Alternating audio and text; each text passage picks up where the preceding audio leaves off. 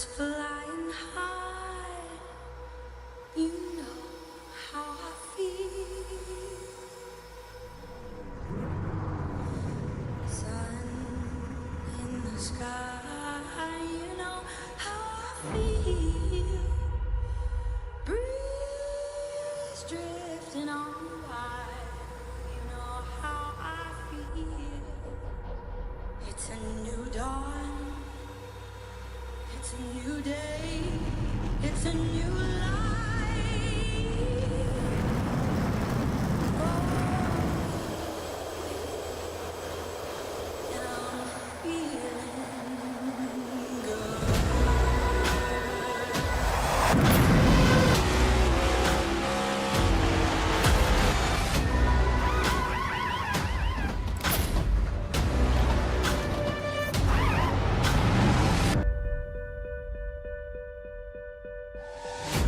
Fish in the sea, you know how I feel. River running free, you know how I feel. Blossom on the tree, you know how I feel.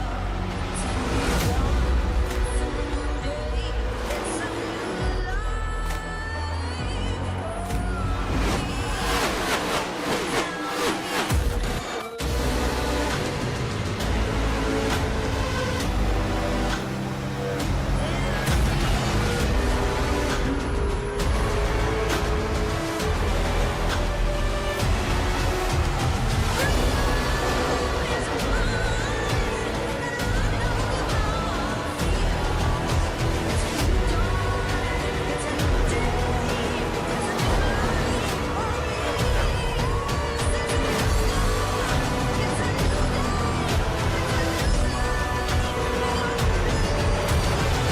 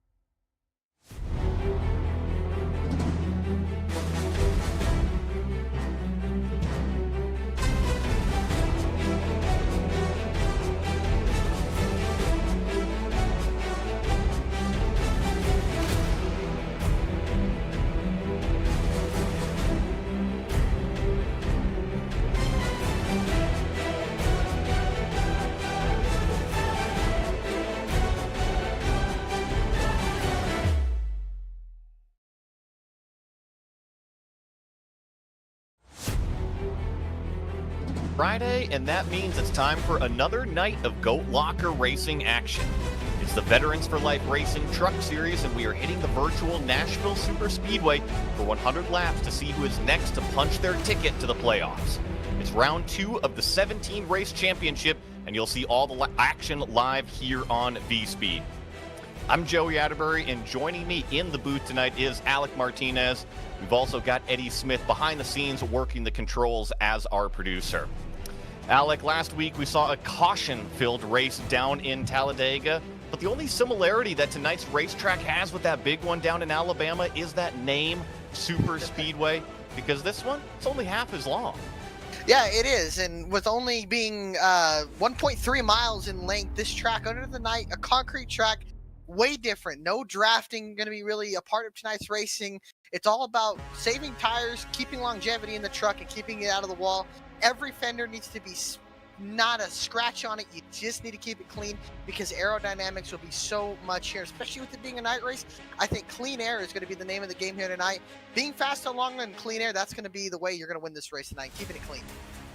Clean air, and it's typically a pretty bumpy surface here at Nashville, but I mentioned last week we kicked off this 17 race championship down in Talladega. Round number 2 is Nashville Super Speedway. You see the entire round of schedules here, and when we get to Pocono down there in November, that round of 12, that is the first round of the playoffs, got round 12, round 8, and then you got your championship 4 to settle it out at Darlington Raceway. But we talked about it last week. Lots of variety in this schedule between the mile and a half, the super speedways, even got Watkins Glen in there, the road course. So a big time variety for these drivers. They're going to have to master every single one of these tracks. And if you are a winner, you can punch your ticket to that round, that first round of playoffs out here. And that's what everybody is trying to do.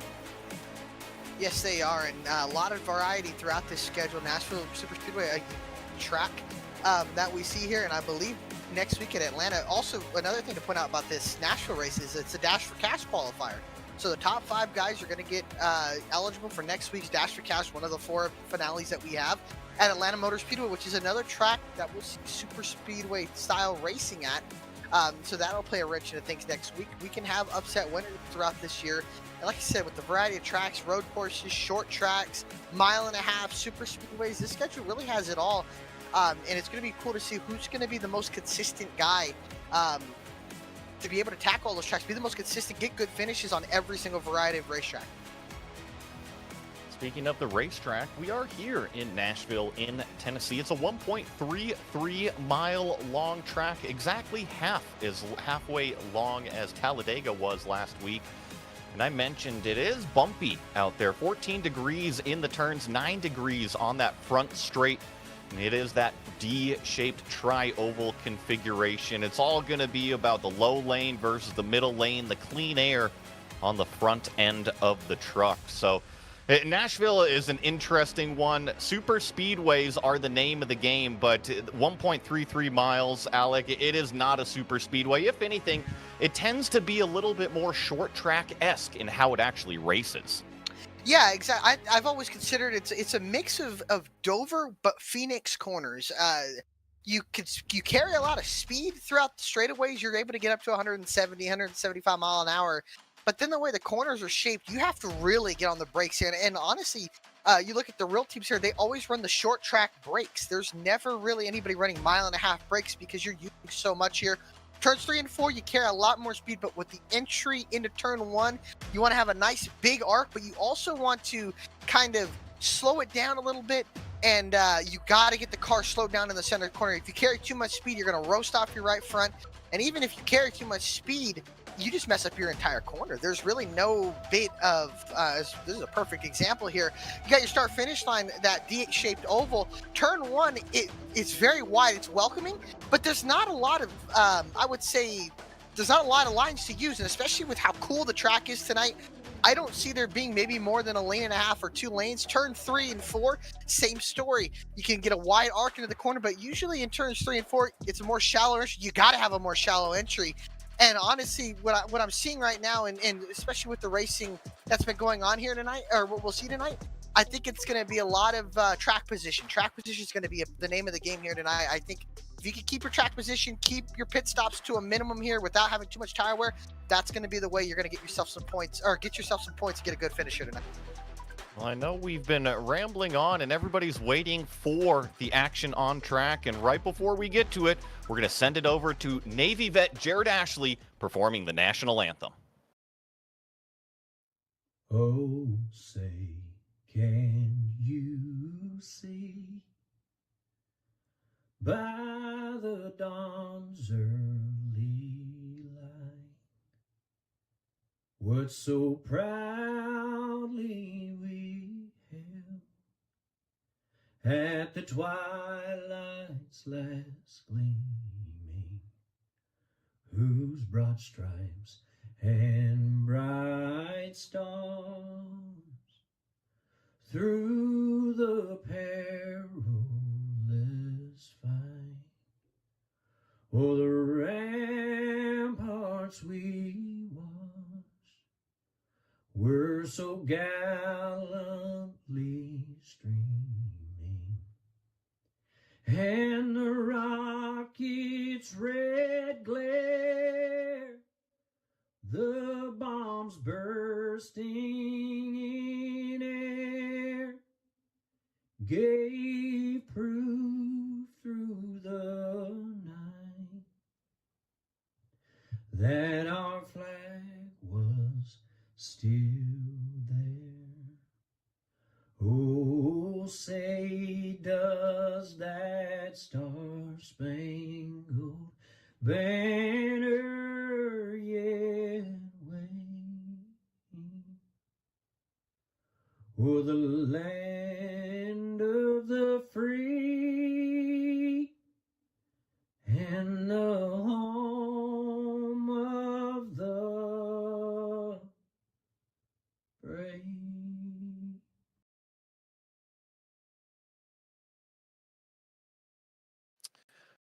Well, that was a beautiful rendition of the national anthem. Thank you to Jared Ashley for providing that. And we've actually pretty much wrapped up qualifying out there on the racetrack. We're going to bring in a quick interview. Last week's winner was going to be Jeremy Gardner in that number 42 truck, and we've actually got him joined here in the commentary booth.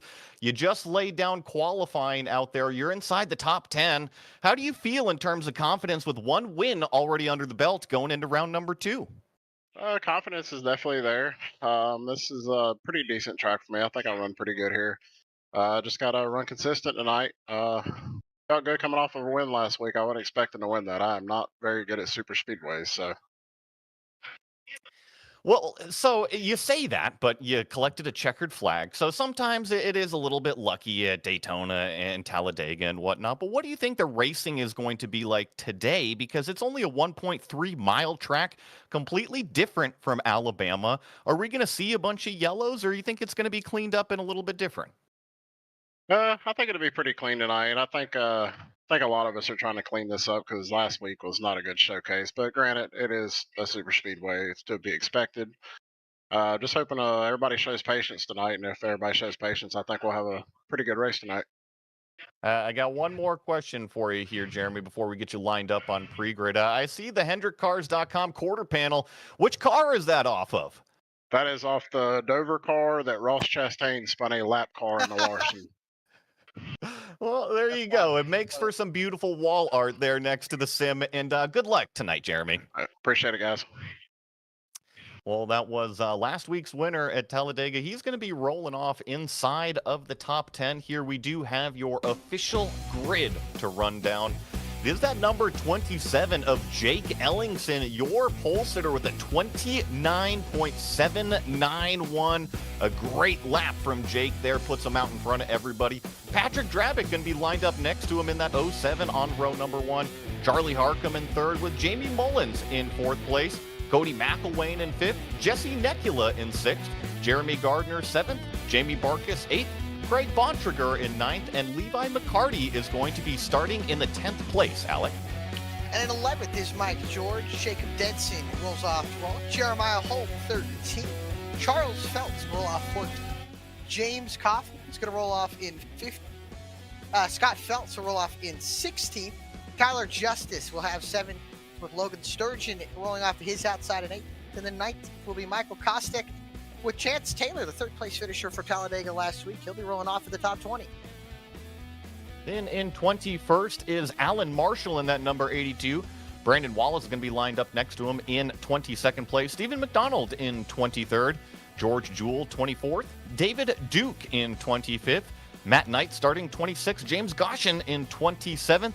Then we got 2 more back here. Tyler Merritt and Mike Bertosa are going to be making up, I believe. We're going to see 29 trucks hit the track here under the lights in Tennessee, all trying to claim that ticket to that round of playoffs. See if they can eventually make it up to Darlington for that championship 4. And I want to highlight this driver right here. We mentioned the pole sitter, your Jam Printing and Promotions Pole Award winner, Jake Ellingson. Every single week, there's going to be a pole award winner, and it goes to the fastest truck on the track in qualifying. This week, Alec, it was that white and red number 27. Yeah, that Chevy Silverado's got some pace to it, and I think here tonight he's in the best place. He's got the best view that anybody wants to have, and that's a clean racetrack ahead of him. And we go to our race analysis. 100 laps, pit roads, one of the more difficult pit roads to get on here too tonight. 45 miles an hour, carrying a lot of corner speed. Going to really have to slow it down here. And again, the 100% fuel load with the fixed Makoni setup. That is going to be something to look forward to tonight. Is 100 laps of racing here on the concrete 1.3 mile. Joey, man, this is going to be a good one here, I feel like. Paced car is already coming off of the racetrack, which means it's all in the hands of Jake. See if he steps on it early. He's actually waiting quite a bit now. Goes in that restart zone. A nice hole shot. We are green at the Nashville Super Speedway. And it's going to be Jake getting down low to that yellow line. The number 28 of Charlie Arkham is now getting into the back of our pole sitter. He pushes him down onto the apron. Ellingson is able to save it because he goes from first all the way to last in terms of track position. And all of that track position that he had, well, it's gone, but it seems to have a little bit more of issues right now. It falls from first to 26th. As he had some contact. Drabick is going to lead lap 1 across the start-finish line, followed by Mullins, Nekula, Harcum, and McElwain, and that's your top 5. And then a battle between the 15 and 42, Gardner and Barkis battling. Last week, we saw some really loose race trucks, and I think that Jake Ellingson was just maybe taking a little bit easy going into turn number 1 on that opening lap. Maybe caught out Charlie Harcum by a little bit of surprise, because also Drabick was wicked fast in that middle lane. That little bit of contact sent our pole sitter to the back of the field. But I think if there's one thing to look at, he is still running, and he doesn't have any sort of damage on the truck. As we jump up to the number 66, Jamie Mullins currently sitting in that 3rd place position, just trying to get a little bit of clean air that you were talking about. That's Jesse Nekula in the number 51. That's the truck directly in front, but you kind of see him trying to poke that front left all the way down to that yellow line, get a quarter of that nose with some clean air on it for the downforce. Yeah, clean air, putting downforce on these trucks that have a little bit lower horsepower than you see in the NASCAR Xfinity Series, and a little more downforce, and probably the most downforce other than maybe the Next Gen Cup car, and the lowest of horsepower of all 3 of the NASCAR Touring Series vehicles. And usually, like you said, getting that left front in the clean air, being able to have that left front or get a little more roll into the corner, a little more grip. And right there you can see Nekula puts those left side tires all the way on that yellow line. It really leaves Mullins with no lane to go, and it kind of has to ride behind him. And like we said, or like I said, beginning of this race, track position is so huge here. You're seeing guys now starting to get single file. The field already spread out. The top 4 have kind of pulled away from 5th, who was Cody McElwain, who's kind of backed up the field from him. There's about, I don't know, 15, 20 trucks behind him, single file, until about 10th place, or excuse me, 13th place position, with Jeremiah Holt and the 26 of Logan Sturgeon going at it. It has been green flag for a handful of laps. I'm knocking on wood. I don't know if you are as well, Alec, but at Talladega last week, we just saw so much yellow flag, so much safety vehicle really leading the way. It's a little bit of a refresher right now. And I can tell you, actually, our pole sitter, Jake Ellingson, who found himself shuffled all the way in the back, he is in an absolute mess. He is still buried back here in 24th place, and he's got a trio of trucks directly in front of him. That's Brandon Wallace, Stephen McDonald, and Alan Marshall, but they're both running the low line as well as the middle line. The 99 in front of him is trying to pick the middle groove, and Jake Ellingson just doesn't really have a way through. You got to be really careful when you're back here in the scrum not to pick up any sort of unnecessary damage. Yeah, and I think that's because, oh, and right in front of this trouble ahead, the 25 goes around, and he almost gets hit by, I believe that's I can't read the number off of that. There's another one in the infield, and as we were on board with the pole sitter of Ellingson, Chance Taylor around in the infield down the backstretch, but another caution, or like you said, I think you might have jinxed it there, Joey. But a caution right there, and that's 2 trucks, not a lot of damage. 25 has a little bit of left front front fender damage, but I'm not sure what happened there. I think he was battling with, it looks like, the 33 truck, and that is the 33 Tyler Justice here. And you see him already loose. He catches it once. Then he has another huge loose moment, and he's really off of the gas, and can't really fault that number 33 of Tyler Justice too much. I know that he did run into the back of Kaufman. You see several trucks kind of get collected after the 25 spins, but it really just all started with the 25 getting wicked loose going into the corner. He did a great job saving it. Watch the steering wheel. It's going to get loose once, have a great save. It's going to get loose a second time. There's the first moment. Here's the second moment, well off of the gas, and then gets bumped in the back end, and along for the ride he goes. That is a scary feeling, getting turned around in front of everybody here. And I believe David Duke has a little bit of rear end damage. Obviously, the 25 has some damage. 29 of Mike George, I think, got caught up in that.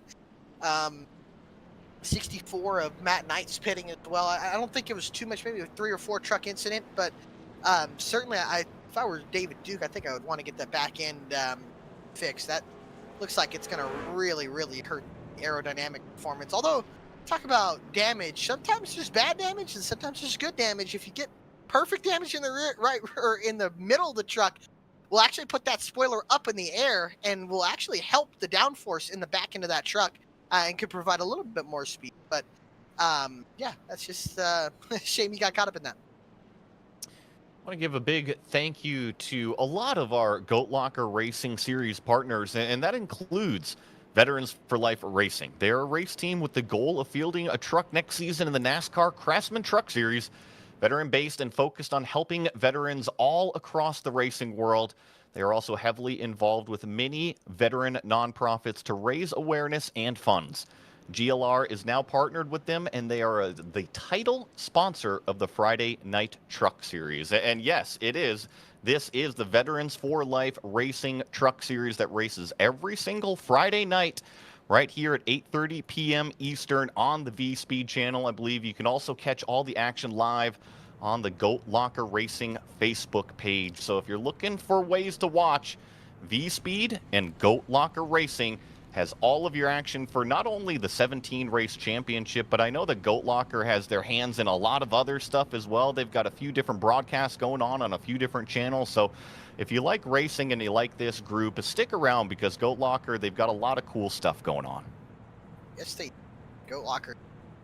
Wonderful job. And look at all of our drivers here, our cameras here. Brandon Wallace, Jeremy Gardner, Jake Allingson, our pole sitter, Chuck Phelps, well, he's got it. Peg Lake Phelps, love it. And then Patrick Drabick, your leader right now, got him. George Jewell as well on board, so good to have. And 6 guys that are all running so far pretty decent as looking at pacing here, single file right now. So it'll be interesting to see. And we look at the tires, they got 3 sets of tires. So kind of opens the door to kind of cut this race, I should say, into thirds here and really not have to worry too much about tire management in the sense of saving sets. I don't think you'll have to worry about that in just a short race. There is one big difference between last week and this week in terms of how this race is being administered. Last week there was a faster pair available. It was a little bit of maybe call it a clerical error, but there is no faster pair available for these drivers here. So in the case of, let's say, the 25 of James Kaufman who got that damage, or anybody else that was collected along with it, well, they got to come down to pit road and physically have the pit crew hop over the wall and get up there and fix all that damage that they've got. They can't rely on that faster pair. And that's a pretty big difference here in how you especially approach the first half of the race. Yeah, I think that's for sure a thing. I mean, we get a late race restart. Nobody really cares about a fast pair, cares about getting spots. But I think last week we saw a little more aggressiveness because you had, like we said, that lifeline in the back pocket. This week you don't, and especially at Nashville, you don't want to. It's so track position based. You don't want to lose too much. I feel like that's the thing about these races is you don't want to lose too much track position. You don't want to get damage here. I think, that'll be something we'll have to monitor. But I think with having no lifeline here and knowing that you really only get one shot, one vehicle, there's no point in pushing, especially so early in this races. Now we got a restart here to budget everybody back up. Let's see if that jam printing and promotions machine of Patrick Drabick, I call it the creamsicle truck. He gets an excellent jump off of the start here as Barney waves the green flag. We are racing once again. Patrick way out front, but it's the 51 that has to fend off Mullins down on the low side. Then it's the 28, that blue and white truck. That's Charlie Harcum. He started in that third place position. Looks like he's going to regain third. And that 42, Jeremy Gardner, we talked to him pre-race. That's last week's winner. Oh, contact with Mullins and Harcum there in the entry of the corner and might allow Gardner to get that spot from here. Comes McElwain on the outside in the 6 truck. 3 wide behind them. That's Bontrager, Denson, and McCarty. There's a little contact at a turn 1. Bontrager goes right ahead of the 24. The 24 gives him a little bit of a bump. Yeah, Levi McCarty definitely gave a shove to that 49 that just kind of slid up the racetrack in turns 1 and 2, but thankfully, oh, look at McCarty just block the 11 going down into turn number 3. Scott Felt says, okay, yeah, there was space, but man, I like to see out my windshield every now and then. Yeah, great job there from the 24, kind of keeping Scott Phelps behind him, and now Bontrager throws a Hail Mary into turn 1, trying to get around the 79 of Denson, can't do it, and oh, Denson gets loose in front of Bontrager. There's contact, and how about Phelps gonna get the 3-for-1 special down the back stretch, and how about the 15 of Jamie Barkis now to the inside of the 49?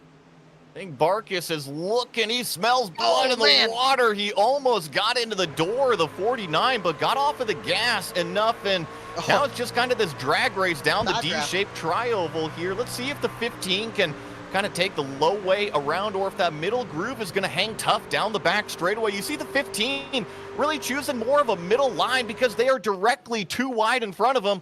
Barkis is just trying to get some downforce on the front end of the truck, and they're still side by side going into turn 3. And we got to talk about as well the updated aerodynamic changes to these trucks. They also now, with side by side, we see like they do in real life, you lose a lot of side force on the inside. Sometimes you'll get loose underneath the car, sometimes you'll get tight, depending on where that guy's left door is to you. And right now, Barkis is not really getting pinched by Bontrager, and right now he's got McCarty all over both of them right now. So one of them is going to get a little bit looser, one's going to have a little bit more clean air. Here comes McCarty to the outside. I'll tell you what I'm loving to see is we're seeing different lines being used. Guys looking for air, and right there you can see McCarty gets right to the back bumper of the 49, loosens him up a little bit, and Barkis fights back. There's no hole in the middle for McCarty to go. Now he's just going to push Bontrager down the front stretch. Let's see how they go into turn number 1 here. Pretty even. Seems like the 49 of Bontrager is finally kind of figuring out how hard he can push it there in turn number 1 without skating up. And look at the 24. Wow. He's going to try to take both of them down on the inside, but just going to get boxed out. He just never had the nose in there. So the 15 of Barkis just firmly closes the door on the 24 of Levi McCarty. Says they're going to have to come up with a better 3-wide move than that. But I think just as I'm watching these trucks go into the corners, I'm seeing a very, very similar characteristic that I saw last week with these trucks in the setup. They are very loose, and that means they're turning really, really nice. That means it'll be the best in terms of the lap time, but the driver also has to manage that right rear tire. Yes, you do. You'll have to manage it more than you would at Talladega last week. And right now, you're just seeing these guys kind of get. I tell you what, the 49 and the 15 are holding everybody up behind them, and they're losing time to the guys ahead of him. And look at that, Barkis trying to do a slide job. There's contact, and he moves Bontrager up the racetrack, and Bontrager loses a lot of momentum, and he'll lose 1, 2, and maybe even a 3rd spot to Charles Phelps on the outside. Now McCarty to the inside of Barkis, and I'll tell you what as well, that 3 truck has slowly but surely been working himself up through the field and trying to get into the top 10. Barkis holds that, McCarty holds that 10th spot, and here comes Kostek to the bottom. We haven't talked about Michael Kostek too much in Talladega or at the beginning of this one, but that orange and black number 3, loose. He always shows up, and he's always fast. You mentioned it. He's very, very loose. He had to save the car there in 1 and 2, and that just kind of kills his momentum, allows the car come up on the right side there of Craig Bontrager. But Michael Kostek, he's always fast. He's always going to be inside the top 10, and I think that's actually a little bit of an understatement. Usually he's more inside the top 5, Alec. Yeah, I've heard the name a lot through being with V-Speed. Kostek tends to be really good, and I know he's been good in the trucks, good in Xfinity cars, and even the Cup cars as well. All around good driver, and right now it's just with being so loose, I'm noticing with all these trucks, when you get underneath somebody, you lose all that side force, and that makes the truck even looser. With these aero updates that iRacing implemented about a couple months ago, about 3 or 4 months ago. And I'm noticing when guys are getting underneath each other, they just kind of get too loose to make that pass because you don't have that downforce on the right side. And right now, inside the top 5, I was actually going to mention this, Charlie Harcum's kind of fallen off a little bit. Everybody in the top 5 is pretty even with each other. The Nebula's kind of been able to reel in a little bit on Drabic, who's got the lead right now and has that preferred clean air. But last week's winner, Gardner, he's really been hounding Harcum here, and Harcum's a mistake away from losing both these spots to Gardner and Mullins. So this is the closest 3 trucks on the racetrack, and just as we saw kind of our pole sitter, he got tripped over going into turn number 1, and we almost saw all 3 of these cars that are currently running in the 3rd, 4th, and 5th place position almost trip over each other themselves going into turn number 1. I think the key to a loose race truck is slow in, fast out. But you can make so much time making a big lunge on corner entry if the truck in front of you is going so easy on that. So Yeah. it's always the two-edged sword, right? That if you go slower into the corner, you get the better drive off, which will result in the better lap time. But if there's a car parking it on the entry right in front of you, it is so easy to kind of overstep that limit, drive it too hard into the corner, and then you've got this loose condition. Yeah, I think that's the thing, and right now these guys are just. I just think that it's hard to pass, and like you said, it's that double-edged sword, right? You could go harder, but you might use up that right rear more and have to rely more on that right rear side force that you have, and you can see the 42 searching around, get somewhat of clean air. I think he's better than the 28 right now, but he's not that much better. He's only looking at lap times, he's a couple hundredths better a lap. So I don't really see him. He's going to need a mistake from the 28 truck to really be able to get around him here. He's got great drive off, and I think Gardner might have the best set of tires right now compared to everybody. There he goes to the inside of Charlie Harcum, but can he complete this pass? He's going to have to drive it into turn 1 and get that position away. And right there you see he does that, and he's going to get it away from the 28 on Charlie Harcum. And now Gardner, what can he do with a little bit of clean air away from that 20 or that 51 of Jesse Necula? I think it's possible we can see Gardner maybe challenge for this win, and wouldn't it be something for him? Go 2 in a row.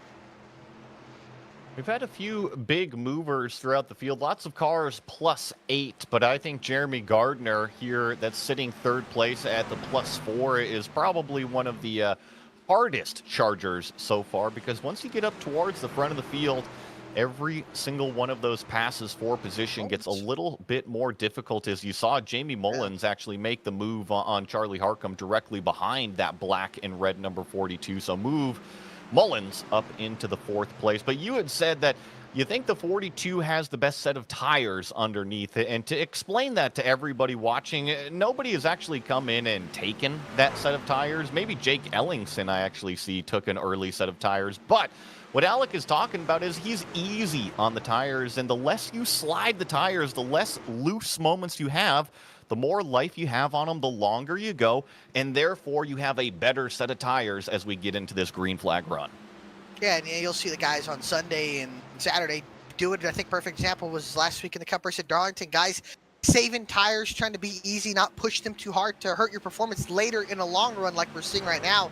Ever since that caution, we went about, what, I'd say almost 17, 18 laps green here. So these guys are now have to settle in and kind of get themselves in a mindset of, I can't push this truck too hard. I can push it to a certain degree, but I can only push it so hard, because if you push it too hard, especially as tires wear, you hurt lap time. You hurt performance in your truck. And like right now, I think a perfect example, you look at 2nd place Jesse Necula, he's got a 30.878 that last lap. Charlie Harcum, a 31.02. That's 0.2 a lap difference over a 15 lap run. We're talking almost a second and a half, 2 seconds of time being lost from one truck to another. I'm always curious about that fall off, and yeah, they're running 30.9s and their best lap is 30.0s. I think we really got to get kind of more of that, call it 1.5 second fall off before you see the big drastic pit stop strategy changes. But also want to mention another great partner of Goat Locker Racing, and that's Jam Printing and Promotions. Since forming in 2013, Jam has contributed printing and promotional sponsorships to more than 60 local nonprofits, with a primary focus on organizations that assist veterans, women, and children. They have been with Goat Locker Racing since the very beginning, local and veteran certified. When they do well, they do good in the community. Thank you very much to Jam Printing and Promotions. They're also the Pole Award winner. So yeah, thank you so much to Jam. And if you notice on this 07 truck, who's leading the race right now, looking beautiful out front under the lights at Nashville, Patrick Drabick has Jam Printing and Promotions plastered all over this truck. And the shirt, Alex. Look at the shirt. Well, sure, yeah, he is all sponsored up right there. Hey, that's good brand recognition right there. Does he even have the hat? It's hard to tell, but he might have the hat. I don't know if it's the Hard to hat, tell. but But the you shirt know, for sure. yeah, and I saw you putting in here behind the scenes that we're starting to get a little single file that a lot of these trucks, yeah, they're running very very close, but it's just sort of that medium speed that you have to find the clean air. It's so difficult to get past another truck here, and here's actually a one that's going on the racetrack. We were talking about him a little bit earlier. All these three trucks, they're still running kind of neck and neck. This is Michael Kostak down on the bottom in that 3 car. Yeah, it's just so hard to kind of complete the pass on the bottom. You get pinned down there, you lose all that side force, you lose the grip, and you're not seeing guys move around. Everybody's kind of been loyal to the bottom here, and you get pinched down on the bottom. It's just so hard to complete the pass, get on the gases. Oh, speaking of interesting, there we got a caution. No, it is our pole sitter, Jake Ellingson, the 27, and all I got to say is that when it rains, it pours out on the racetrack. Wow. And what started as such a promising night for Jake Ellingson has just turned completely upside down. And I actually think this might be a 2-part incident. I think maybe here in turn number 1, got the nose chopped down, and that's really where it all started. He had a pretty big loose moment, and here you see the end of it where he just is kind of up in the wall on the back straightaway, but a little bit of an odd situation, I would say, from this 27. Yeah, and he was just ever since that lap 1, right? Oh, there's a perfect example of getting all that side force sucked away from you and losing it all there. And look at all those positions he worked so hard to get through and up through the field, and he was struggling really to make up a lot of spots. Was behind Brandon Wallace for about 15 laps. Finally got by, saved his tires. And right there, that one big moment, losing all the side force, and hurts him there, and then right there just clips the wall, and he kind of just gets stuck in the wall. Yeah, I'm a little curious on this one. I know that iRacing physics, sometimes when you grab the wall, it can kind of pull you into it as well. I'm not exactly sure what happened to the 27 here. I know that he had that really, really loose moment in turn number 1. And in the sim, when you overheat the tires, they kind of call it hyperheating. And it takes a long time for them to really cool down. Let's see what happens here.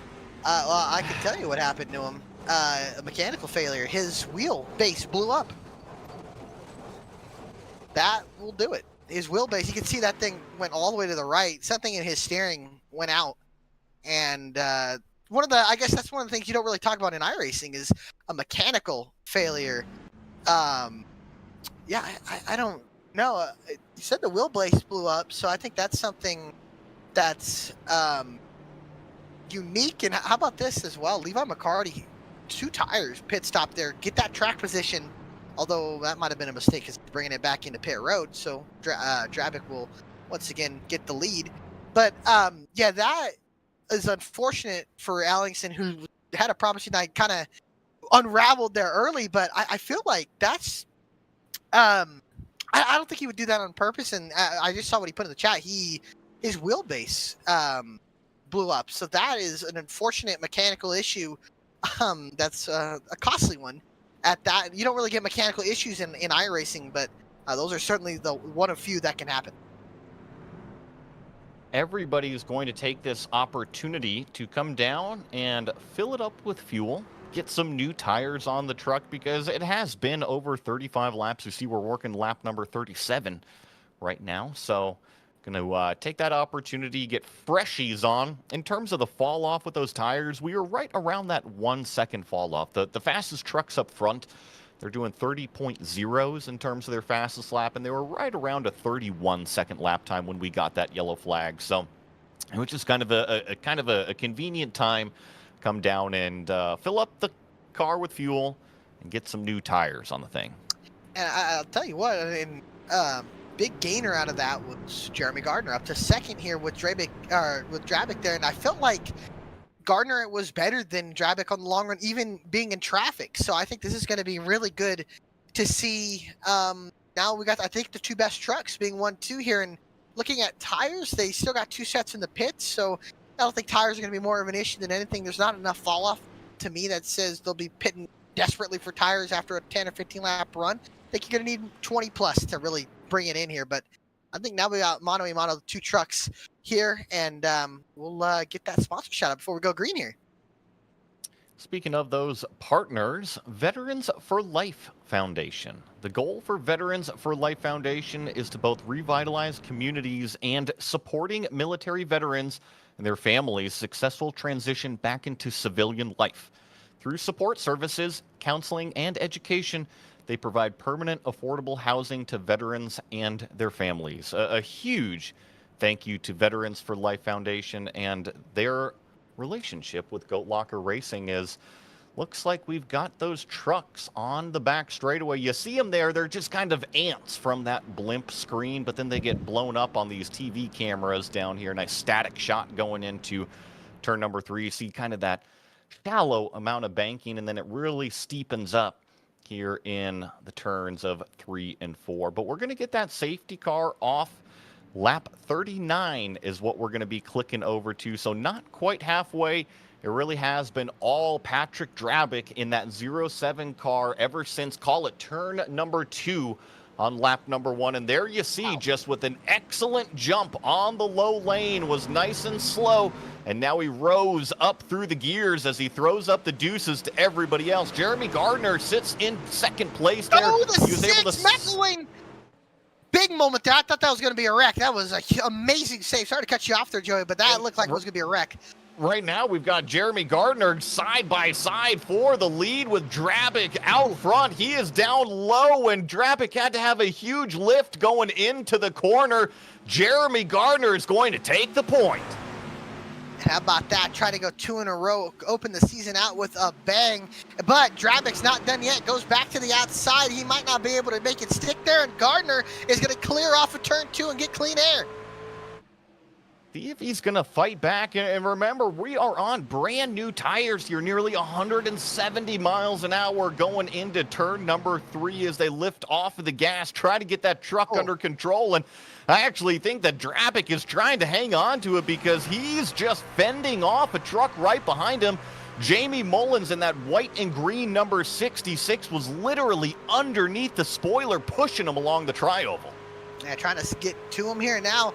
Mullins starting to pressure Drabick here, who's struggling being behind the 42 as mid-pack battle. I think Barker's having an issue. I don't know. He's got it back going. And right now the top 3 are kind of separating themselves from the 4th place truck for Charlie Harcum.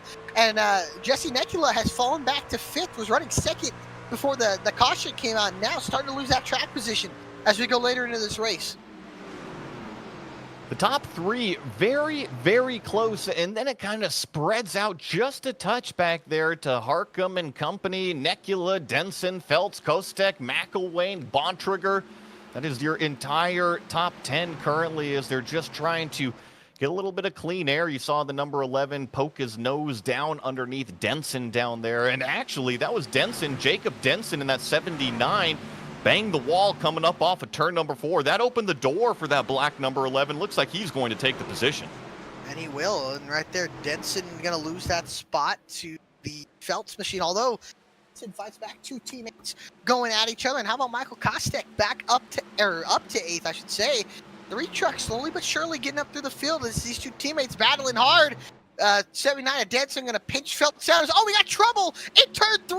McCarty is in it. He gets nailed, and the Duke heavy damage is a hood bouncing down the access road, and they're still wrecking. Barkus is caught up in it, and a big wreck into turn 3. Heavy damage to the Duke. Yeah, and He is not happy. you know, we're gonna catch a V-speed replay on this one for sure, and I can tell you that Duke's rear bumper has already been pushed in at this point, and Yeah.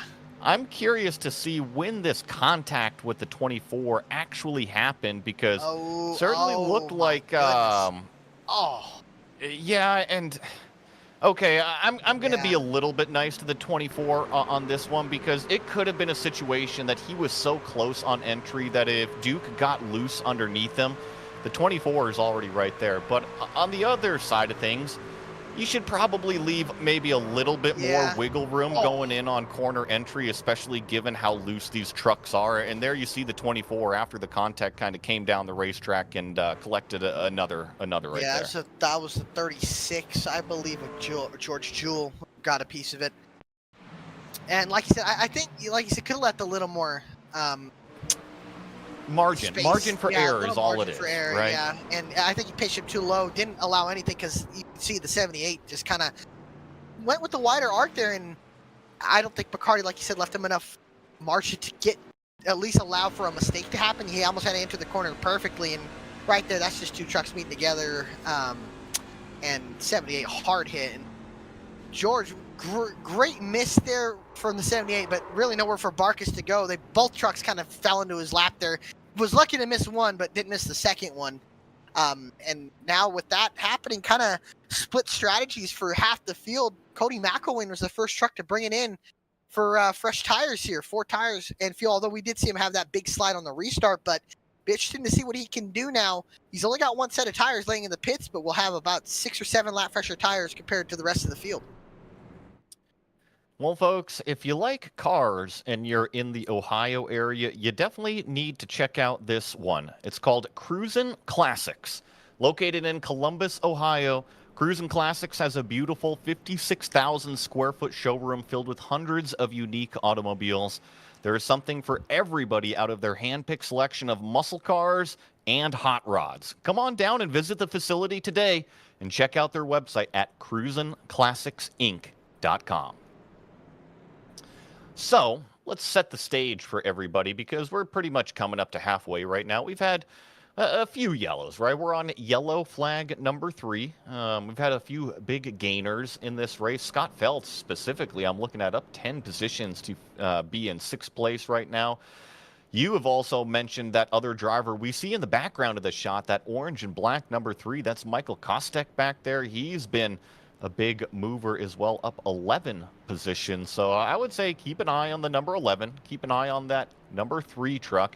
They've both moved up several spots. And also, you know, we haven't mentioned this one at all in tonight's broadcast. Logan Sturgeon back here, Alec, running the number 26 car. He's up 9 positions himself. He finds himself inside the top 10. Yeah, he's been quietly inside the top 10, like you said. Been doing a good job here, and like you said, sometimes it's good to be quiet. It's good to be fly under the radar and kind of get yourself in positions and leave other people being like, wow, how did he get there? And I think that's really good to see what he's doing, and that's a great livery. You got the Nasty sponsor and the Veterans for Life sponsor and that patriotic scheme. It's a good one. I like it. One thing I love about sim racing is we get to have a lot of creativity in the virtual world without any dollars being spent, just time and Photoshop, if you will. But yeah, you get a lot of really cool liveries out here, especially with the American flag out there, the Veterans for Life on the quarter panel there. Oh, I thought it was a Nasty's logo. We're going to mention Nasty's restaurant and bar a little bit later, but this is Big Fish barbecue. And tell you the truth, I could use some barbecue. Doesn't matter if it's some red I'm meat. not gonna lie. Yeah, or some fish. I don't mind. I could use a little bit of barbecue. I mean, it is 6:15 p.m. here on the West Coast, so it's dinner time, right? You're done right, yeah. It's starting to grumble a little bit, just kind of like these rumbly motors inside these big old trucks with those V8s. And I can tell you the lights are out right now, so it is Jeremy Gardner finding himself at the front down low. He's going to be that one with the excellent jump. We've seen the leader really be able to accelerate down into turn number 3 all day long. Let's see if that 42 just kind of repeats the process. And sure enough, there he goes. I think the one difference, though, is that Drabic in that outside lane does not get accelerating. It's the 66 of Mullins. He's going to try to take away second place. And there's something about this second set of tires that Patrick Drabic is just not happy with. And there's something that the second set of tires Jamie Mullins is loving right now. He has been all over the 07 of Drabic, who's just struggling to get and stay with the 42. Right there, Drabic makes a mistake, gets tight, or excuse me, loose, but not enough of a run for Mullins. And how about Kostek in the 3 going to the outside of Necula for 6? That 3 truck is fast. I think he might have something to say by the end of this race here if we can get a couple more positions. He is always one of the championship contenders. Didn't mention him too much at Talladega. Oh, I tell you what, he thought about Dorr in the 51 down to make a 3-wide moment, but he realized he was not clear. There was an entire truck located next to him. Thank goodness for that, because Michael was heads up, was able to avoid the wreck, and actually got a good run coming out of turn number 4 here. So that 11 is Scott Feltz. He's been a big mover as well, but I don't think there's going to be much stopping that orange and black number 3 on the top side. He looks pretty hooked up currently. Now, that 3 truck is fast, but he's got to find a way to get around. He's going to be in the top 5, and I think if you're Jeremy Gardner, I don't think that's the guy you want to see behind you or seeing behind you is that 3 truck who started deep in the field. He started, I think, outside the top 15, and he has been by far, I would say, the biggest mover in this race, and he keeps getting better and better. The more clean air he gets, that 3 truck is going to be faster and faster, and Kostek really, with only being now just officially halfway, that 3 truck is on rails. See if he can out-accelerate whoa, him. big wreck in the back. Cody McElwain hard into the wall. Yeah, that is the number 6 truck. You see him kind of limping down to the apron here. Looks like this all happened in turn number 1 and 2. And we've only been green flag here for a handful of laps, so let's see exactly what happened. Watch that white number 6 with the yellow lettering. This is coming up out of turn number 4. Gets a good run on that 33. That's Tyler Justice right in front of him. Fresh tires. It's going to make an aggressive move down low. I bet you he just gets loose right here, just like we've seen several of these trucks just sort of get really, really loose down on the bottom, have a big tank slapper, and then head on into the outside wall. But does he collect anybody else, or is it just a single truck spin? I don't think he got anybody else. I think there was some contact maybe between Goshen and Holt. But other than that, I think they were fine. Amazing how nobody else got in that. Unfortunate. Oh, my goodness. Drabick stays out and everybody else comes in. And that was a hard hit. Yeah, Holton. Oh, no, that was Brandon Wallace who spun to the inside wall. Oh, he's done. Yeah, that is a hard hit to that concrete inside wall. I'll tell you what, how about split strategies? We got some split strategies now. Half the field coming in, half the field staying out. And maybe Eddie behind the scenes can correct me if I'm wrong here, but I believe the trucks only have 4 sets of tires total, which means they have 3 sticker sets to go to. Interesting. I would feel pretty comfortable using my second set right now. Which takes 2. Here's the other thing, though, is that if we have several yellows between now and the end of the race, I would want 2 sets of tires in pit lane. So I think if we're looking at Patrick Drabick out front, sure, a green flag run might not help him in this situation, but if it trends to go yellow, which we saw last week, right? It was yellow, yellow, yellow, yellow, and here we are halfway through. I mean, we've had 4 yellows, maybe 5 yellows. I can't count right now.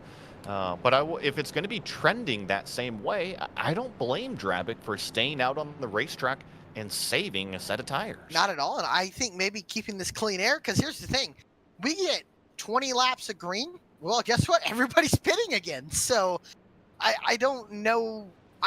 I get the call. If we go green now, if we get a decent run to the end, I also, could it be from a standpoint of can they make it on fuel from here on out? I think that's another one. I think it would be close on fuel. Yes. Yeah, I think no problem they can make it on fuel. Yeah, and I think if you pit now, I don't know if Drabick and all the way to Goshen, I don't know if they can pit, or Goshen, I don't know if they can pit or make it on fuel right now. They've ran 18 laps, so I think that's where they're coming in. I think they're hoping to see the stretch of cautions keep happening, keep getting cautions, then they'll get reorganized with the field. But right now, that first truck on tires took 2 tires with Kostek, and he is now with Gardner. And I think if I had to say the 3 best trucks is Drabick, Gardner, and Kostek. But Kostek will be at a disadvantage being on 2, although we haven't seen a lot of tire fall off either. So that'll be interesting to see. It's been track position here. And I think Kostek doing a good job keeping track position, but he's going to have to fight that 42, and they're going to have to fight getting through this traffic of trucks that stayed out. Want to thank Hidden Wit Brewery. Hidden Wit Brewery Company was born from the desire to help you find a little escape from the world outside of our doors. Our focus from the very beginning has always been to craft drinkable beers that you love to enjoy. They are majority veteran owned and the title sponsor of the Tuesday Xfinity series for Goat Locker Racing. So back to that strategy talk. Alec, I think that these cars, even with 19 laps on them, are totally good to the end. Typically, we Yeah, I see think that's about 40 laps at a super speedway, 45 laps at a super speedway on green flag run. And here we are at 1.3 mile, tons of off throttle. Not only off throttle, but we've had 2 yellow flags in that tire life stint. So I think that even these cars, and I'm talking about, let's see here, the top 6 all the way back to James Goshen, are good on fuel. I just don't think that their tires are going to be the fastest. No, I think that's where I think they needed more like 10 trucks to stay out instead of 6. I think that's the one thing that's going to hurt them at this very moment is having only 6 trucks staying out. So they're going to need to have a little. I think if Drabic and Nekula here, I think that was a good move from Nekula to get that track position that he lost back. So it's good to have him be where he's at. But Drabic now in this clean air, he needs to get the lead. He needs to run away. Let's see if Drabic on the old tires can get the launch. Thankfully, really, the top 5, top 6 cars are kind of in the same situation. And there we go. Just gets the acceleration phase, which is so crucially important right now because Drabic needs to run away as fast as he possibly can. You see that black and orange number 3. He's the one on the freshest tires. Furthest forward, he's already looking to the outside of Steven McDonald, but I'm really surprised that Steven's been able to hang on, and now we're going to potentially go 3 wide as the 68 showed the nose down low, but thought better of it. Kostek starting the momentum. And here comes Kostek on the 26, running him high here. Sturgeon not letting Kostek go. Kostek looking to the outside. Sturgeon shuts the door into turn number 1. And now here comes Gardner to the inside of McDonald for 6th. So that leaves Gardner and Kostek, although those 2 tires seem to be firing off a lot better than the 42's tires. We saw Michael Trouble Mullins has an issue down the backstretch. Yeah, looks like we're going to stay green flag for now as that 66 is kind of limping along. Looks like he's back up to speed, but I was just going to point out that the number 3 was able to carve right underneath Logan Sturgeon with those fresh tires, was able to just kind of have a nice easy corner entry and then capitalize that rolling speed. And then this lap really kind of charged it into 1 and 2, and it actually kind of bit him on the exit there. Logan Sturgeon on the old tires has a run. I just don't think you're going to be able to do anything once you get to a truck if it's got better tires than you. Yeah, it just looks like track position is so much, but how about these top 2 on these older tires? They're pulling away. They got about a second gap over Bontrager and Kostek, who's kind of stuck behind Bontrager until right now. He goes to the outside of the 49, trying to get that spot away. Kostek, if he gets some clean air here, look at how much free air there is ahead of Bontrager. If he can get by, I think he can run these top 2 down. Gardner still stuck in that 6th position, hasn't really made his way up to the field yet. Slipping down low on that yellow line is Michael Kostek. He's trying for that 3rd place position. I think he'll have it coming out of turn number 2 probably. Just the low line seems to be a little bit better on those fresh tires, and sure enough, they're going into turn number 1. He was able to clear Craig Bontrager, but you called it. Save. Had a huge loose moment, but good car control from Michael Kostek, and he was able to save it. Gardner pushing Logan Sturgeon down on the bottom side, and yeah, he definitely fell back there in turn number 2, but was able to save it. What a save, but that's going to really make that right rear tire mad, and he's already got left side tires that are worn out, so it's going to be hard to get back around, and that little moment cost them a half a second to the top 2 of Drabic and Nekula. And now it's up to Gardner. Can Gardner get by Bontrager and Sturgeon? Sturgeon having a great run in the top 5 here. He's doing a great job in that Chevy Silverado, man. He's got good speed in there. We really haven't talked about, I mean, what if it goes green to the end? We think everybody's good on fuel, but what happens in those final 10 laps to those top 4 that have a lot more laps on their tires than this group that we're watching? Are they going to fall off a cliff? Are we going to see a dramatic performance fall off? Or are we just going to kind of see things plateau out here? Because Jeremy Gardner We talked to him before the race. He said he was much more comfortable on tracks like this versus those super speedways. He's shown plenty of speed. He's driven it up towards the front tonight. I wonder if he's purposely being easy on the tires right now, knowing that he's got to make this set last all the way to the end. And that he does, and he's doing a great job right now, kind of easing into it here. I will say he's been less aggressive than Kostek has been getting up through the field. Although Kostek now to the inside of Bontrager, Gardner able to get by him in 1 and 2, as you can see. Gardner taking a nice sip of something cold, I'm sure. I think that was some Diet Dew calling Dale Jr. Yeah, there you go. A little dew call, if you so will. As Bontrager loses the spot to Kostek, and here comes Charlie Harcum in this 28 car, who also has the same tires that Gardner does, and behind them, McDonald and Denson battling, as Denson sends it to the bottom of McDonald and gets that spot in the 79 up to 8th. And all of these trucks have those fresh tires, but it's the top 3 that are on the old stuff that really have run away. Logan Sturgeon is about 1.2 seconds ahead of Jeremy Gardner, who we've been watching back there try to claw his way up through. But when you're talking about Patrick Drabick and Jesse Nekula up front, I think they're doing a great job, right? They're trying to put as much distance between them and the freshest set of tires as they possibly can.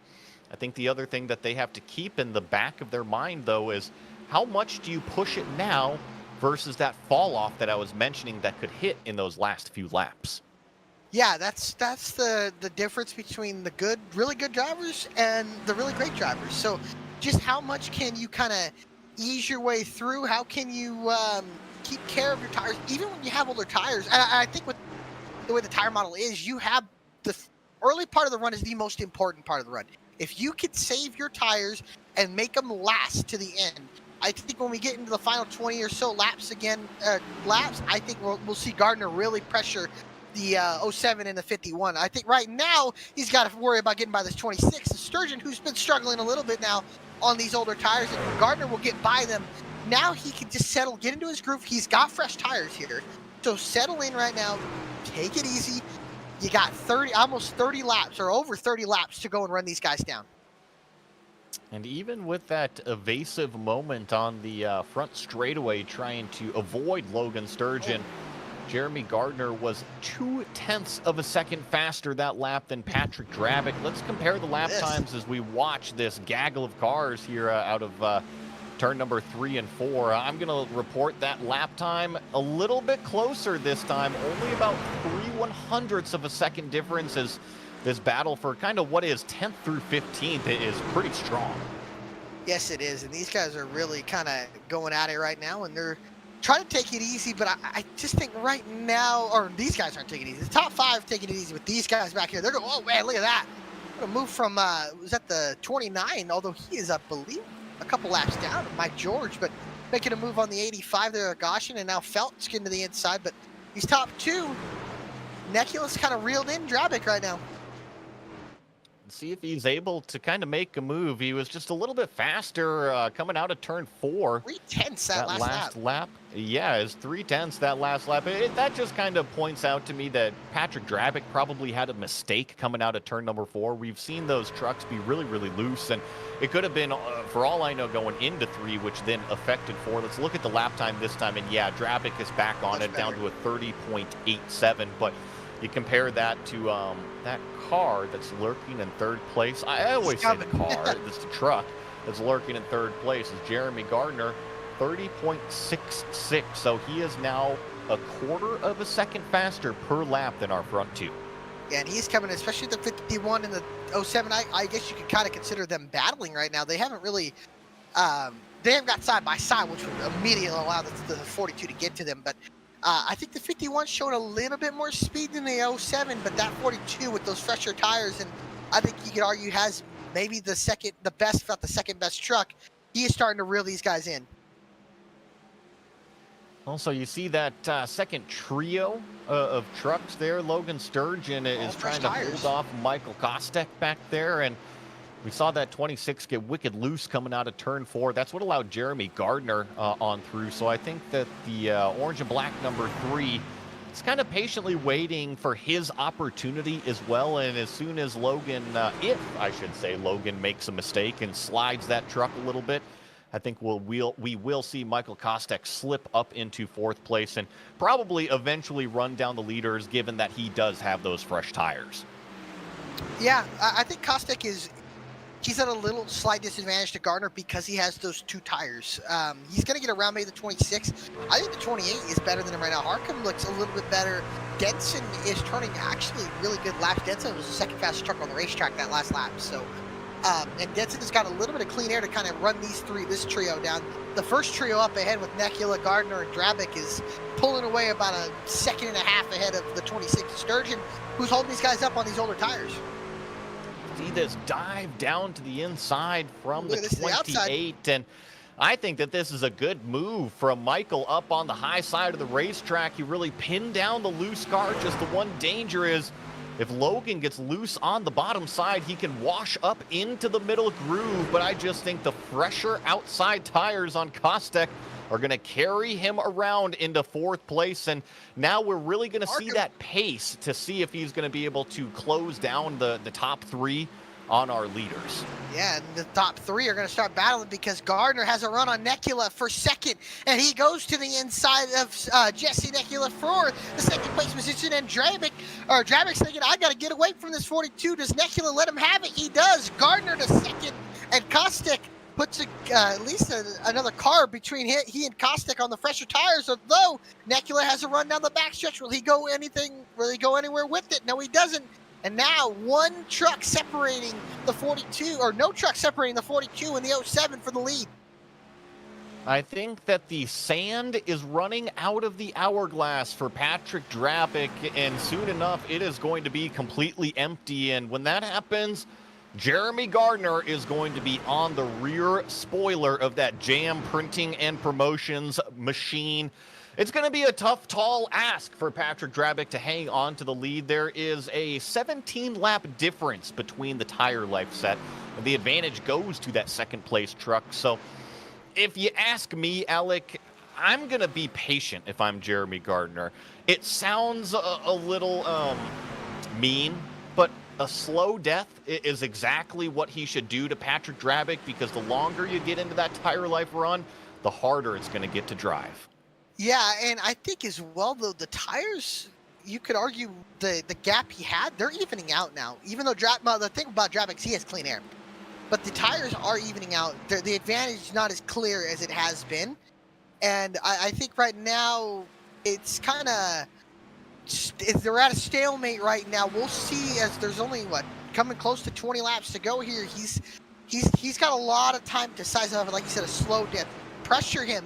And maybe if we get into lap traffic here in a little bit, that might be something that Gardner can use as a possibility to get up through the field.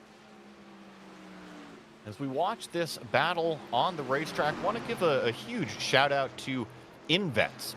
InVets aids in transitioning to civilian life, focusing on job placement, and finding the right community for veterans and their families to ensure their success and happiness.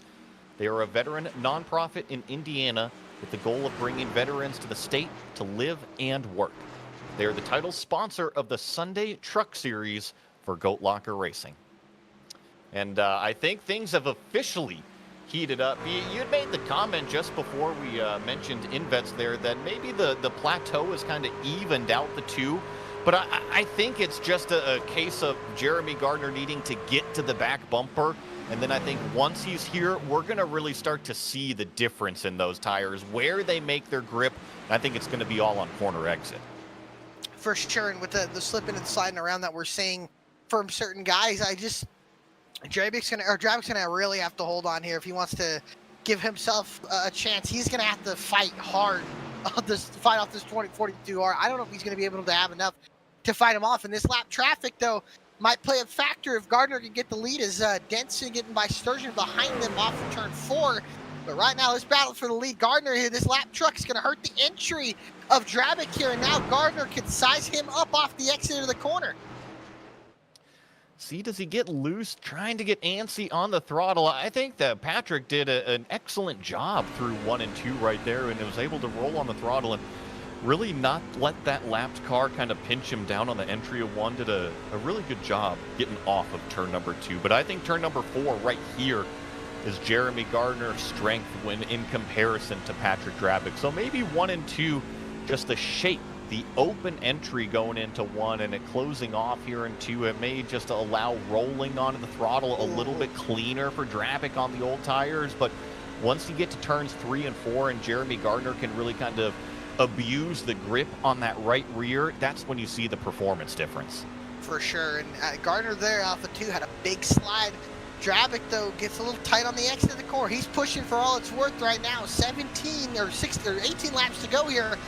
This is gonna be a really good fight here for the win. It's just, I think it's between these two right now. They've left Nekula. Harkham's running down the 51, but he's so far behind. I don't see him or any of these guys really running back. And a caution would change everything right now, but the field is so spread out. I think we're going green to the end here. I might have just jinxed it, but I think we could go green to the end here. Well, I think that if I'm the crew chief for Patrick Drabick, if I'm the spotter for that 07, I'm telling Patrick that, yeah, the 42 is starting to struggle. Yes, he does have 15 lap fresher tires, so it will be a fight all the way to the checkered flag, but don't make any mistakes. Give up 5% margin of error on the entry to absolutely nail every single exit.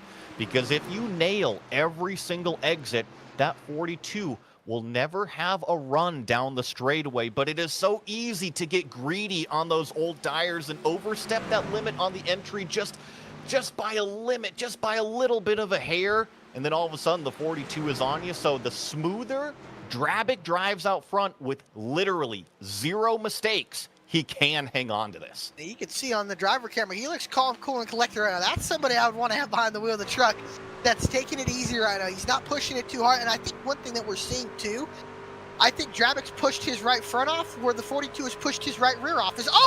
Gardner catches the wall off of 4. Yeah, we caught that at the same time, and it seemed to hit pretty square on the right side of the truck, but it goes from, call it 0.2 of a second back all the way to 3.5 tenths now.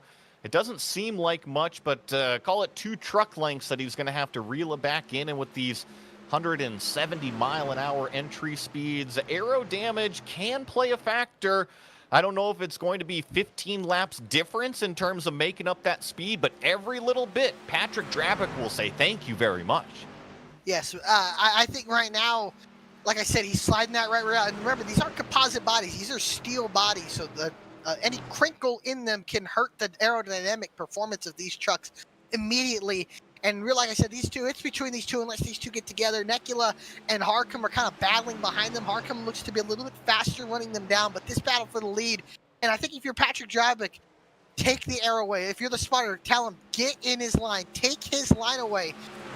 Make him have to search around because we haven't really seen another lane come up and work here.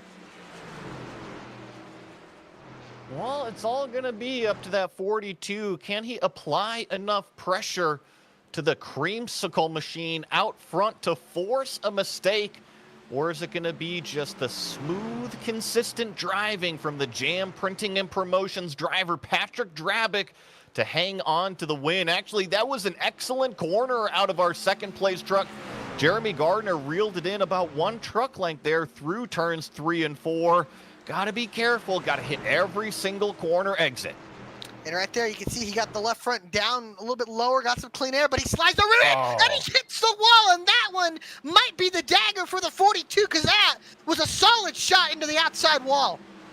That was a much bigger hit than the first one, and you can physically see how much ground he lost to Patrick Drabick. It went from about, call it 3 truck lengths to now nearly 20 truck lengths separating them.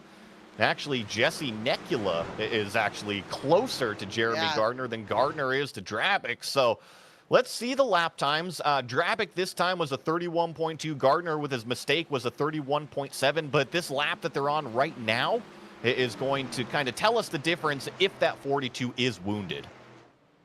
We'll see here as these guys are going to come across start-finish line. And unfortunately, like I said, for Jeremy Gardner, that time a tenth slower. Now that tire advantage that he had, it's pretty much gone. I don't think the damage is going to hurt him more than the tire advantage probably will help. So we'll see as this race goes on, as we've close to 10 laps to go in this race, in a race that's really clicked off quick, as here comes Charlie Harcum, who he'll get Nekula. I think it's going to be hard to complete the pass, but he does have the tire advantage, and he might even run down Gardner, who's really starting to struggle now with that damage, because the 51 and the 28 are reeling in the 42. I tell you what, if they got this race on up at Nasty's Bar and Grill, it is going to be action-packed. And speaking of, March 21st, 2012, Nasty's opened its doors in Hilliard, Ohio, and from the get-go, they aimed to embody the energy and passion their sons, Nathan and John, poured into their dreams. Nathan's commitment to hospitality ensured that every guest received exceptional food and service. They are the co-sponsors of Wednesday's Next Gen series.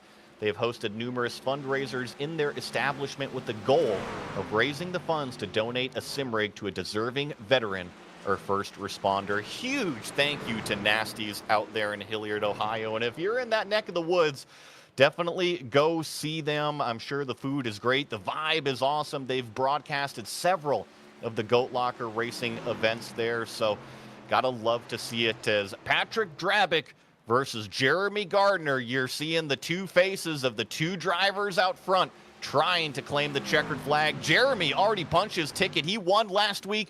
Patrick trying to ensure it tonight. And yeah, Jeremy's just trying to get those extra playoff points for the chase. And right now, Drabick, he's looking really good. He's closing up with 7 laps to go here, 6.5 to go down the backstretch.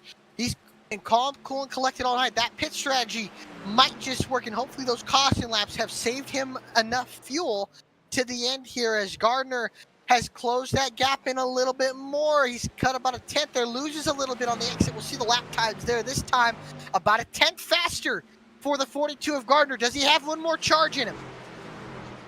Gonna see if he can or not. He is a little bit faster, but I have a feeling that once he gets to the dirty air, it's going to be the same story as what we saw before. And if anything, he's going to struggle even more because he's not closing it in at the rate that he once was. So we're going to click it over.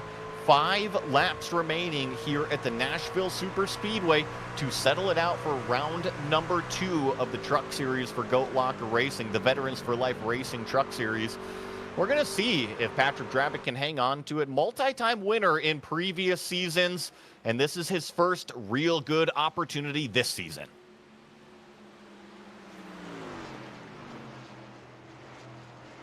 Yeah, he's just not gaining enough. Although that time, down to a half a second. 5 to go now, 4 laps to go from Nashville Super Speedway.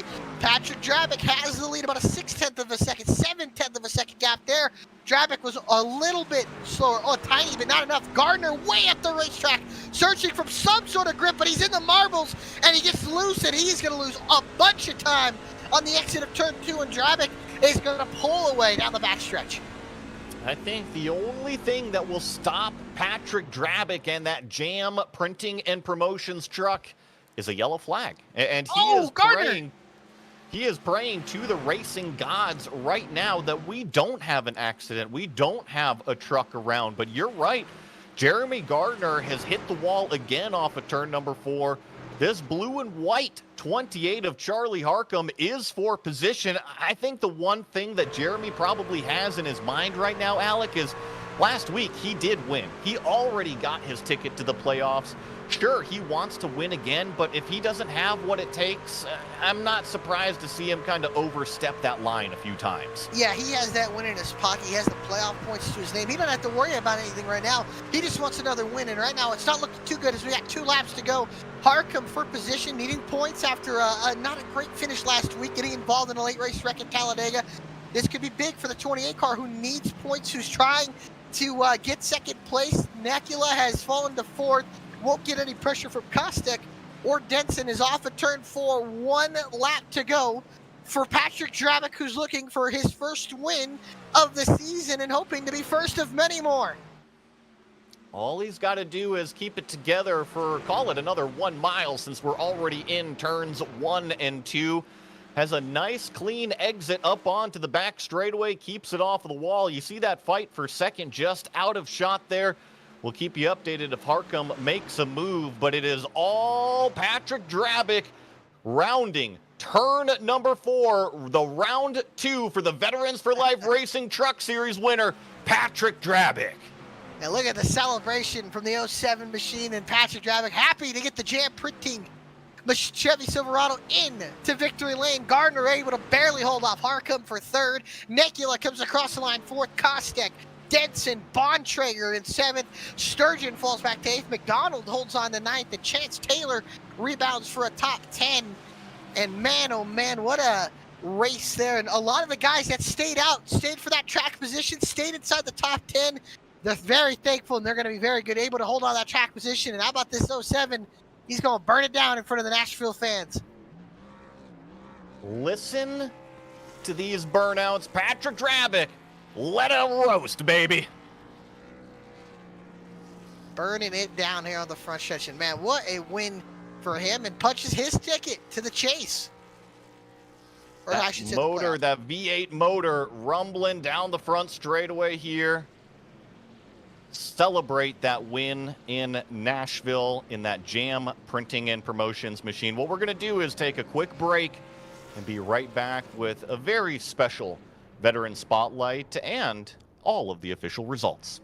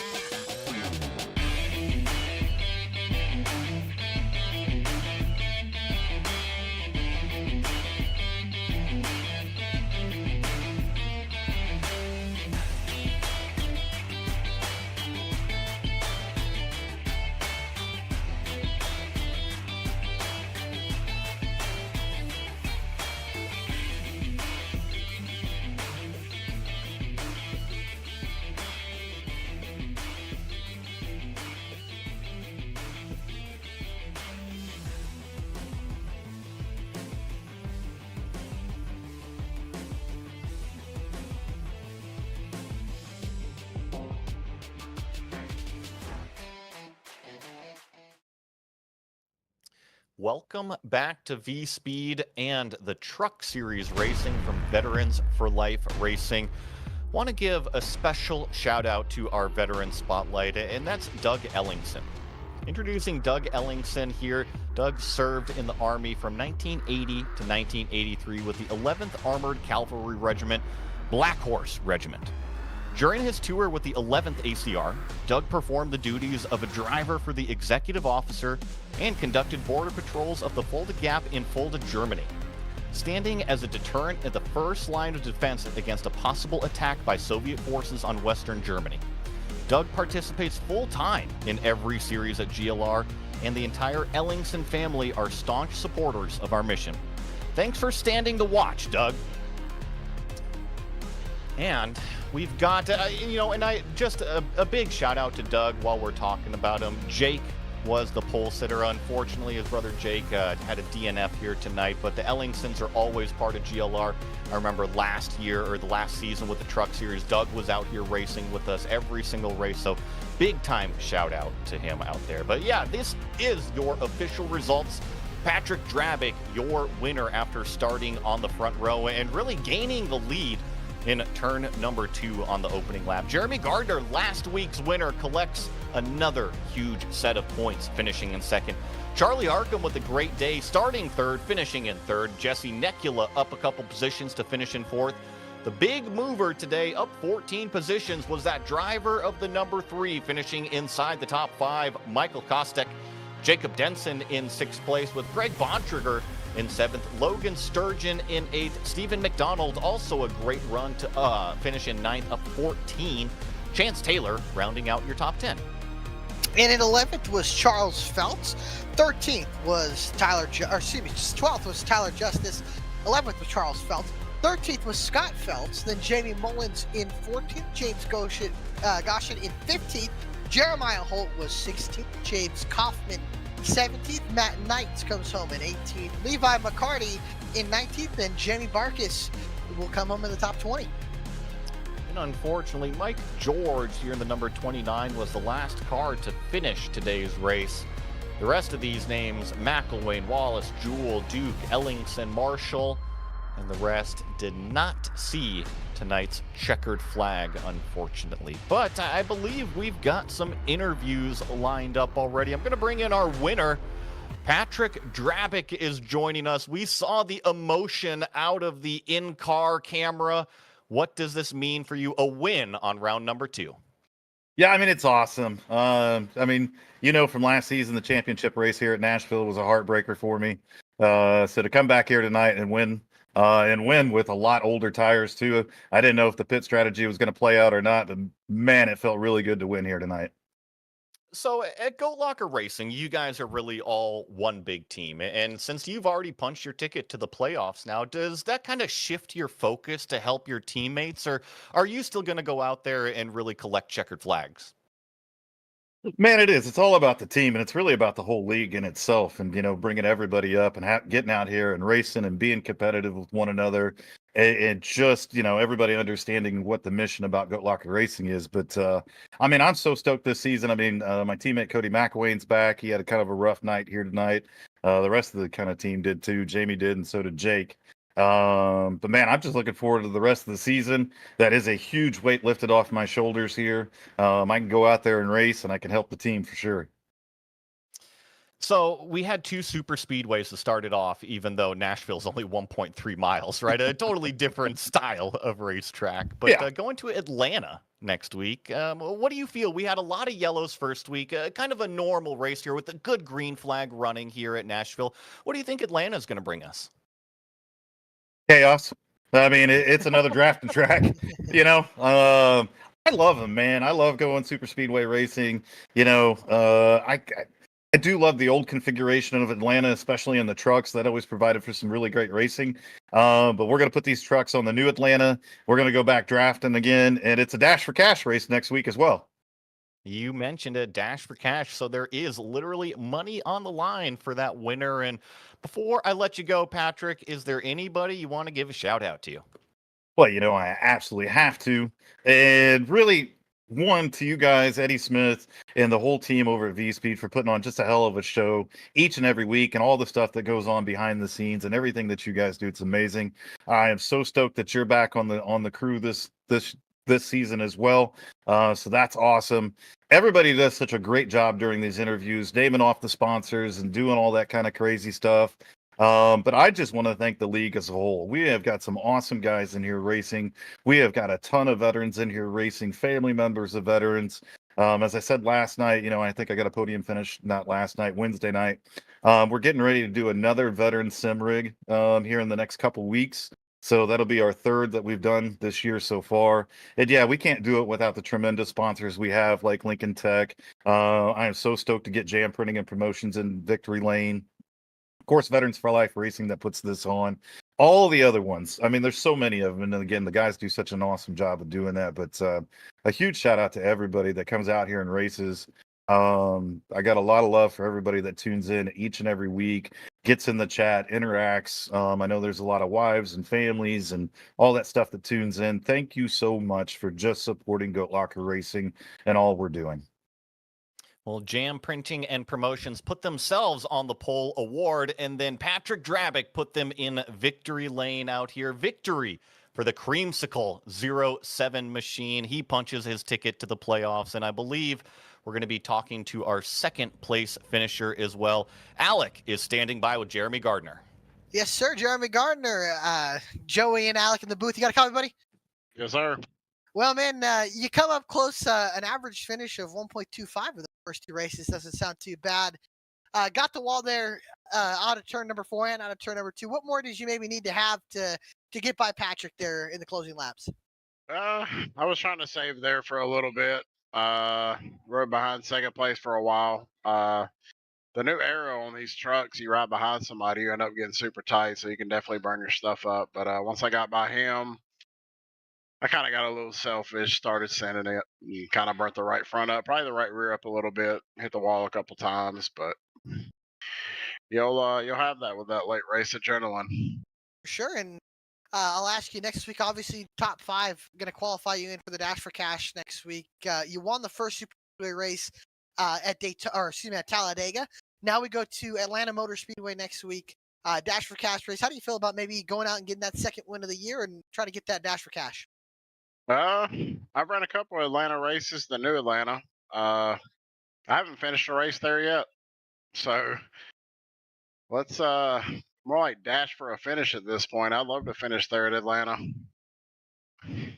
For sure. Well, hopefully your boy, your guy's door on the wall, the guy who you got on the door over there. Hopefully he'll get a top 5 finish this weekend, and Kyle Larson. Maybe he'll get top 5 finish at Atlanta, and maybe you get one next week and get that Dash for Cash. I've got the luck of Kyle Larson at draft tracks, man. You know, he goes to Daytona, gets wrecked, Talladega gets wrecked, Atlanta gets wrecked. So let's hope my luck can turn around for sure. For sure. Well, if he finishes, it'll be his first finish at Atlanta. And if you do it, it sounds like you'll get the same. So maybe you guys will both have a little bit of luck turned around, Hey. buddy. We'll never know. Hey, one can only hope, man. I'm pretty good at draft tracks. I mean, I'm pretty patient, so we'll see how it goes. For sure. And now I'm going to ask you, buddy, is there anybody you want to give a shout out to here tonight for the second place finish? Yeah, Pat and Jamie, of course, always. That's the first shout out I'm always going to make. They put on a hell of a league. Got a bunch of great guys in here. They represent a great community. They do a lot for the veteran community, and everybody here appreciates everything they do. They do everything for us as well. Lincoln Tech, Hidden Wit Brewery, Cruising Classics, Nasty Restaurant and Bar, my sponsor, Veterans for Life Foundations, Veterans for Life Racing, InVets, Jam Printing and Promotion. Of course, y'all guys, y'all put on a hell of a broadcast every single week. Indiana Department of Veteran Affairs, Alexander PCs, Sim Motion, Next Level Racing, iRacing, and Above the Yellow Line. And my guys over at Premier Racing Setups. For sure, Jeremy. Well, hey, man, again, congratulations on the second place finish. And hopefully we'll be talking to you next week out at the Atlanta Motor Speedway. Yes, sir. We'll see you next week. I will see you, brother. Well, I think we've got one final interview here, and it's going to be Charlie Harcum finishing in third place. Have yet to talk to Charlie here this season. Congrats on the podium finish tonight in Nashville. I appreciate it, guys. Last thing I expected there was a third place at Nashville. Kind of struggled in practice, and I thought, well, maybe I'll figure out something in the race. And I guess you could say I kind of sort of did. It was just in time, too. Well, talk to us about it then, because you started third. It seemed like you had a decent qualifying effort, but what part of Nashville were you really struggling with?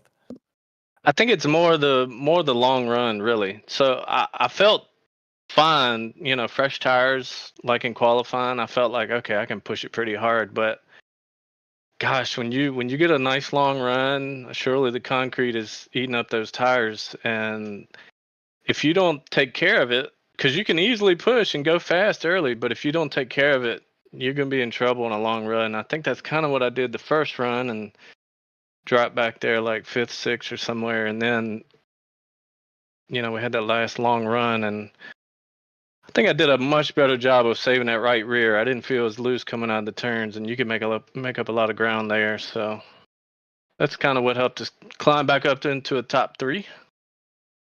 I think looking at Atlanta, I don't think that the long run is going to be as much of an issue with the new Atlanta and more of the drafting style. Do you kind of expect to have the same characteristic, or you think it's going to be a little bit more Talladega-y?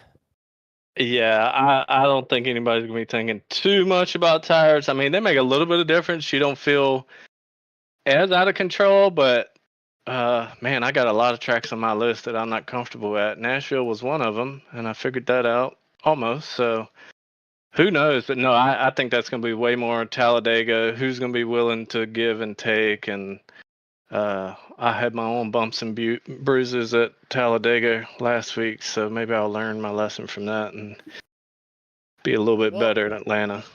It seems like the truck is clean here at the end of Nashville, and you obviously figured out. So keep on chugging, keep on doing what you're doing. It seems like you're pointed the right direction out there, Charlie. Is there anybody that you want to give a shout out to before we let you go? Of course, of course. Want to give a shout out to all these awesome sponsors: Lincoln Tech, Hidden Whip Brewery, Cruising Classics, Nasty's Restaurant and Bar. If you're in that area and up in Columbus, Ohio, sometimes they'll show a GLR Goat Locker Racing race every once in a while. Veterans for Life Foundation and Veterans for Life Racing, of course. Invets, Jam Printing and Promotions. They're sponsoring the Pole Award. Shout out to Patrick being on the pole. McConey Setup Shop gave us a pretty decent, not decent, good setup tonight. V Speed, you guys do an awesome job. I think that's a big reason why you see so many drivers in here, and you guys really do it up right. And we certainly let everybody know about you guys too. And NASRA 360 broadcasting those Thursday ARCA series. I like to call them NASRA. Yeah, Indiana Department of Veterans Affairs, Alexander PC, Sim Motion, Next Level Racing, and of course, our platform here, Our Racing, is awesome. And last but not least, y'all probably seen this young lady on TikTok above the yellow line, Taylor Kitchen. She does a really good job. She posts a lot of good content. If you're not following her, go check her out on TikTok. Speaking of TikTok, you can find B&H Racing up there too. So, yeah, B&H IT Services is our primary sponsor, and we're the B&H Racing team. We're having a blast. We're glad to be here. We look forward to trying to talk to you guys a lot more this year. So, appreciate everything y'all are doing for us. That was Charlie Harcum driving that blue and white number 28 today, finishing that third step on the podium. Alec, I'm going to bring you back in here because we just closed out the second round of the 17 race championship. Talladega first, Nashville second. We've had two different winners in two different races and two different landscapes to those races too. Yeah, for sure. We've had difference. I think Talladega had a lot more wrecks, had a lot more caution. This race, a lot more cleaner, a lot more greener. And I think we saw a lot of guys. I think this race could be a layout for who's going to be fast on the mile and a half that are not Atlanta. I think next week's another wild card. Dash for Cash is obviously going to be cool to monitor as well. But I think these guys, we're going to see Drabick up there a lot. Gardner looks really good so far. Charlie Harcum looks really good. Kosnick's another one. I think we're going to be seeing and hearing those names a lot throughout the season, throughout the difference of racetracks. But overall, really good beginning start to this season. I know it was a little rocky at Talladega, but this was a great second race to back that up, and I'm really looking forward to seeing how the rest of the season goes, and if we go 3 for 3 on new winners. Well, you've heard us talking about it ever since we wrapped up the checkered flag. Next week, Friday, September 13th at Atlanta Motor Speedway. 7:30 p.m. Central, 8:30 p.m. Eastern Time on the V-Speed YouTube channel and the Goat Locker Racing Facebook page. Catch all the action right then. For Patrick Drabick, Jamie Barkas, and everyone at Goat Locker Racing, for Adam Baker and Bradley Cooper at V-Speed, and our producer, Eddie Smith, my colleague in the booth, Alec Martinez, I'm Joey Atterbury. Thank you for watching tonight's broadcast, and I'll see you at the checkered flag.